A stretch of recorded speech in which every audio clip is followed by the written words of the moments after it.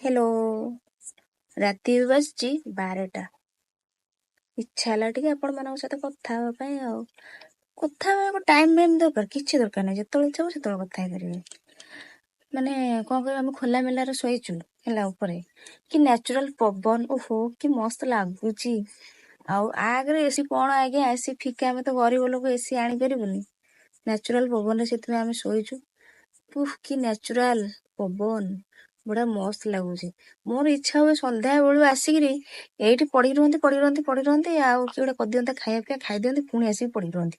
କିଛି କରନ୍ତି ନା, ପାଠ ନା ସାଠ, ଛୁଆକୁ ନା ପାଠ ପଢାନ୍ତି, ନା ଖୁଆନ୍ତି, ନା କଣ କାହାକୁ ଖାଇବାକୁ ଦିଅନ୍ତି, କିଛି କରନ୍ତିନି। ଇଚ୍ଛା ହଉଛି କଣ କରିବି। କପାଳ ଲିଖନ କିଏ କରିବ ଆନ, ସେଥିପାଇଁ ଯାହା ଅଛି ଭାଗ୍ୟରେ ଭୋଗିବା ଆଉ। ଚାକିରାଣୀ ହବାକୁ ଆସିଛି ହେବି ଆଉ। ହଉ, ବୋପା ଝିଅ ଶୋଇକି ପୁରା ଘୁଙ୍ଗୁଡି ମାରୁଛନ୍ତି, ମୁଁ ଟିକେ ଆପଣମାନଙ୍କ ସହିତ କଥା ହଉଛି।